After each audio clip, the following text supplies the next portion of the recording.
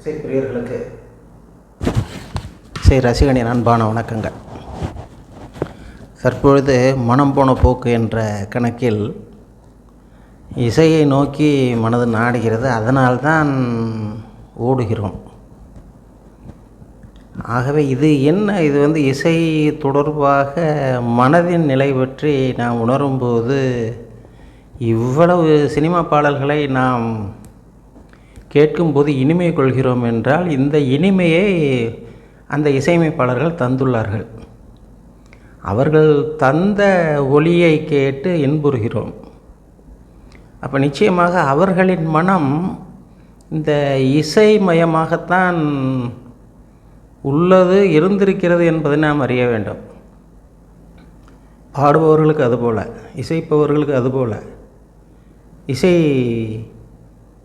பற்றிய ஒரு ஞானம் என்பது அவர்களுக்கு பிறவியிலேயே கிடைத்திருக்க வேண்டும். தெரியாத ஒன்றை புதிதாக தெரிந்து கொண்டு அதனில் பரிமளிப்பது என்பது சற்று அதை அவ்வளவு மகத்துவமாக கூற முடியாது.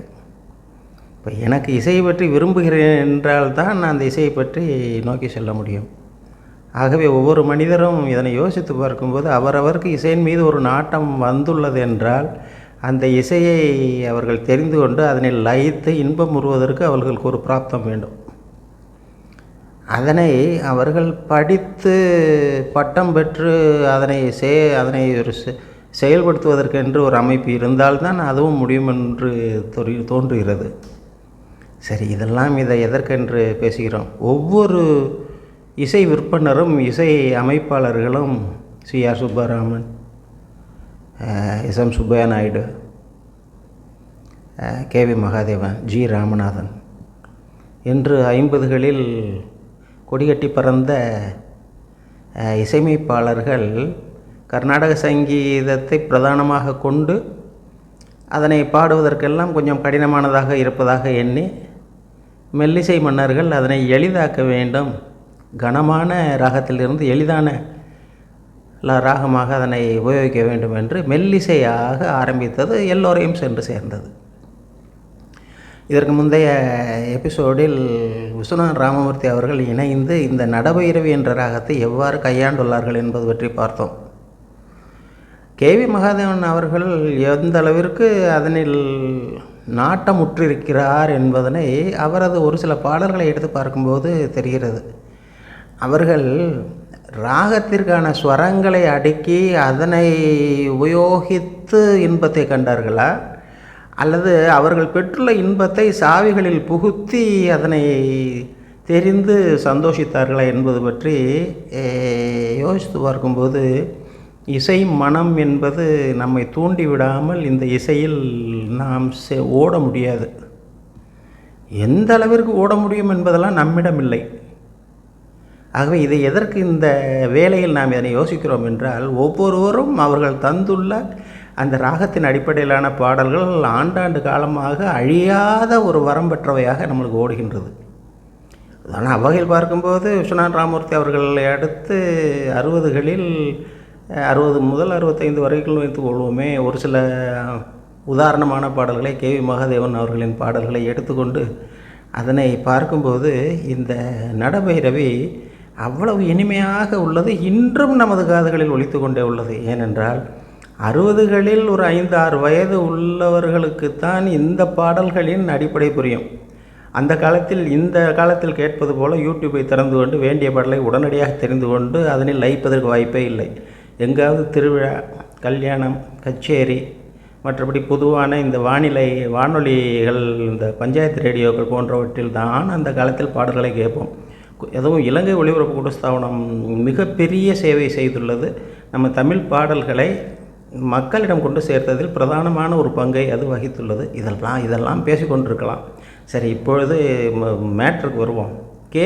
விஸ்வநாதன் ராமமூர்த்தி அவர்கள் நடபைரவியை கையாண்டு பாடல்களை தந்தது போலவே கே.வி. மகாதேவன் அவர்களும் சில சிறப்பான பாடல்களை தந்துள்ளார்கள். அந்த பாடல்களை தற்பொழுது பார்ப்போம், இசைத்து பார்ப்போம். முதலில் குலமகள் ராதை என்ற படத்தில் உன்னை சொல்லி குற்றமில்லை என்னை சொல்லி குற்றமில்லை என்ற பாடலை கேவி மகாதேவன் அவர்கள் இசைத்ததை பார்ப்போம். அதற்கடுத்து வானம்பாடி என்ற படத்தில் கடவுள் மனிதனாக பிறக்க வேண்டும் என்று டிஎம்எஸ் அவர்கள் பாடிய பாடல் மிக பிரபலமானது, அருமையாக உள்ளது. அதுபோலவே பரிசு என்ற படத்தில் சுசீலா அம்மா பாடிய காலம் என்னும் நதியினிலே காதல் என்னும் படகு விட்டேன் என்ற ஒரு பாடல் வருகிறது. அதுபோலவே தாலிபாக்கியம் என்ற படத்தில் டிஎம்எஸ் அவர்கள் பாடிய உள்ளம் ஒரு கோயில் அதில் உருவம் அதன் தெய்வம் என்று உள்ள பாடல். இம்மாதிரியாக ஒரு அன்பே உன் பேர் என்ன அன்னை என்று படித்த மனைவி என்ற படத்திலும் இதில் இவற்றுள் இந்த உன்னை சொல்லி குற்றமில்லை, கடவுள் மனிதனாக பிறக்க வேண்டும், அன்னை என்று ஆக முன்னே ஆறாக பாடி வந்தேன், காலமன்னும் நடிகலை என்ற இந்த பாடல்கள் மிக இனிமையாக உள்ளன. அவரவர்க்கு மறுபடியும் தோன்றுகிறது, அவரவர் பிறக்கும்போது அவர் மனம் ஆக்கப்பட்டுள்ள விதம் என்னென்ன ராகங்களில் நீ லயிப்பாய் என்று இறைவன் படைத்திருப்பார் போல. ஒவ்வொருவருக்கும் ஒவ்வொரு ராகம் பிடிக்கிறது. அந்த வகையில் தற்பொழுது நமக்கு பாடல்களை காண்கின்றோம். இது பிடிப்பது என்பது அவர் பெற்றுள்ள மனதை பொறுத்தது. ஆகவே தற்பொழுது கேவி மகாதேவன் அவர்கள் இசையில் வந்த பாடல்களை பார்க்கின்றோம். முதலில் உன்னை சொல்லி குற்றமில்லை.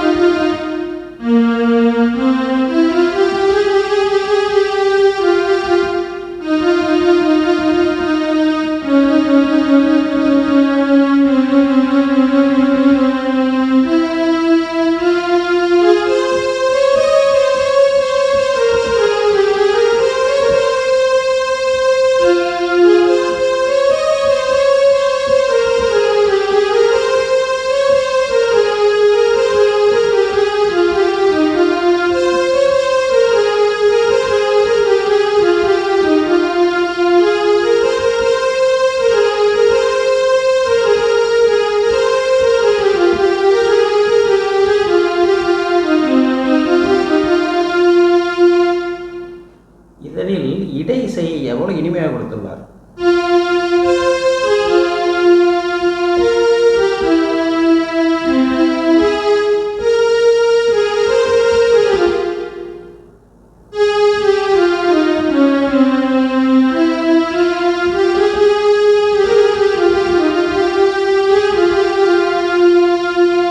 செல்லும் விதைத்து பாருங்கள். அவர்கள் இந்த நடைமுறையில் சேர்ந்து ஓடுவது எந்த அளவிற்கு என்பதனை நாம் அறிய முடிகிறது. இதுபோலவே வானம்பாடி என்ற படத்தில் கடவுள் மனிதனாக பிறக்க வேண்டும் என்ற பாடல் மிக வீரியமாக பாடிய ஒரு பாடல். அதனையும் பார்ப்போம்.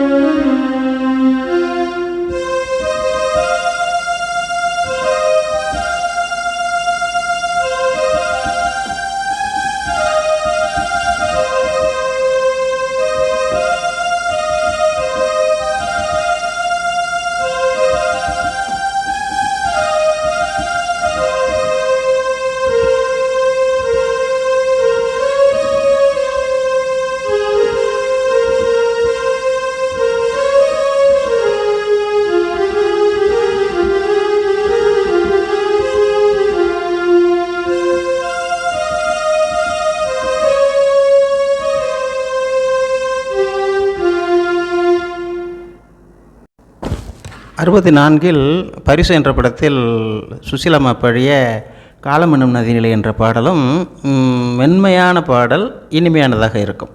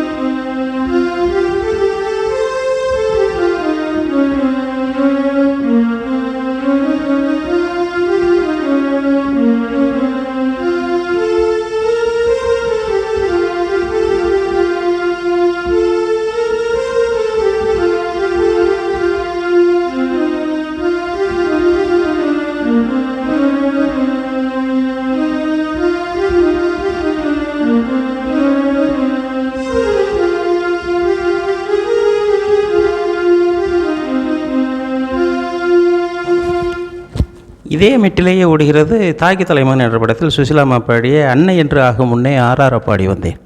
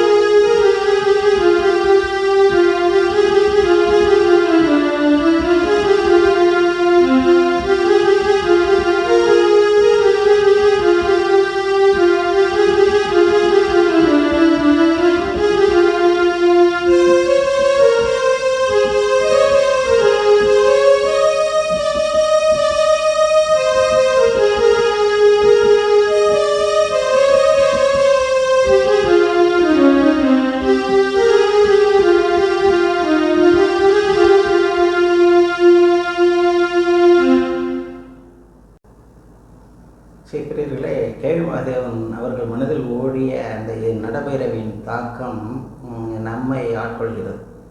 நிச்சயமாக எப்படிப்பட்டவர் எனிலும் இந்த ஸ்வரங்களை கோர்க்கும் விதத்தில் அவர்கள் இந்த வெவ்வேறு மனநிலையை நம்மளுக்கு காட்டி விடுகிறார்கள். சோகமாகவோ, வருத்தமாகவோ, பக்தியாகவோ, இனிமையாகவோ, ஏக்கமாகவோ என்று அவர்களுக்கு மனதில் இது தெளிவாக முன்கூட்டியே ஓடுகிறது. அதனை நாம் உணரத்தான் முடியுமே ஒழிய, அல்லது அதுபோல நானும் செய்து பார்ப்போம் என்று வேண்டுமென்றால் ஒரு முயற்சித்து பார்க்கலாம். இவ்வாறு நாம் இந்த வெவ்வேறு ராகங்கள் 72 தாய் ராகங்களுக்கும் ஒவ்வொன்றுக்கும் ஒவ்வொரு மகிமை என்பதனை இதன் மூலம் நாம் உணர முடிகிறது. இதையெல்லாம் நாம் இது எதற்கு என்றால், இசையை நாம் அறிய முயலுதற்கு முன்னையே இது பற்றி பிரமிப்பாக தெரிகிறது. இதனால் கொஞ்சம் கொஞ்சமாக செல்ல செல்ல நாம் அதன் இனிமை உணரும் போது கொஞ்சம் மனதிற்கு இதமாக உள்ளது. ஆகவே அன்பர்கள் இம்மாதிரியாக அநேக ராகங்கள் மற்றும் அதில் வரக்கூடிய செயராகங்கள் என்பது பற்றியெல்லாம் வரிசையாக இனிமையை உணர்வதற்காக என்று முயல்கின்றோம். ஆகவே தாங்கள் இது தொடர்பாக சொல்லக்கூடிய விளக்கங்களை தங்களுக்கு பிடிக்குமெனில் இதனை பின்பற்றி பாருங்கள். அதில் அநேக விவரங்கள் உள்ளன. நான் சொல்லுவது ஒரு ஒரு பங்கு கூட கிடையாது. ஏனென்றால் நான் முறையாக கற்று வரவில்லை. உபயோகித்து கீபோர்டு அல்லது இசைக்கருவி உபயோகித்து பார்க்கும்போது நமக்கு பிடித்த பாடல்களை நாம் திரும்பவும் கேட்டு பார்க்கும்போது அதனில் ஒரு மன நிறைவு, இதனையே நாம் தொடர்கின்றோம். ஆகவே அன்பர்கள் இதனை லைக் பண்ணும்போது நிச்சயமாக இதனை தங்களுக்கு என்று எடுத்துக்கொண்டால் தானே ஒழிய இதனை வற்புறுத்தி நீங்கள் வாசியுங்கள் என்று கூற முடியாது. ஆகவே அன்பர்கள் பின்தொடரும் போது அதை லைக் பண்ணுங்கள், இதனை ஷேர் பண்ணுங்கள், இதனில் கலந்து கொள்ளுங்கள், இணையுங்கள். இதனை மனதுக்கு பிடித்த ஒரு பொழுதுபோக்காக கூட ஏற்று வைத்துக்கொள்வோமே. எக்ஸ்ப்ளோர், கண்டறிந்த, தேடி அதனை ஆராய்ந்து அதனால் இவ்வளோ உள்ளனவா என்று மனதிற்கு ஒரு இதத்தை தரக்கூடிய வழியாக அதை பின்பற்றுகின்றோம். அன்பர்கள் இதுபோல் அடுத்து மற்ற இசையமைப்பாளர்கள் நடப்பயிரில் எவ்வாறு இணைந்துள்ளார்கள் என்பது இளையராஜா அடுத்த கட்டத்திற்கு நகர்வோம். அதுவரையில் நாம் இந்த இசை நடப்பயிரில் இன்னொரு விஷயம், இந்த இசை மனதை ஆக்கிரமித்தால் மற்ற சிந்தனைகளுக்கு அங்கு இடமே கிடைக்கவில்லை. ஏனென்றால் என்ன வேலை பார்த்தாலும் நமக்கு பிடித்த பாடல்களின் ராகங்கள் ஓடிக்கொண்டே உள்ளது. ஆகவே கவனச்சிதறல்களை இது தடுக்கும், தெளிவான ஒரு யோசனை நமக்கு தரும். ஆகவே அன்பர்கள் இதனை மனதில் நான் உணர்ந்ததை கூறுகின்றேன். இதனை தாங்கள் பின்பற்றி இன்பம் காண வேண்டும் என்று வேண்டுகின்றேன். நன்றி, வணக்கம்.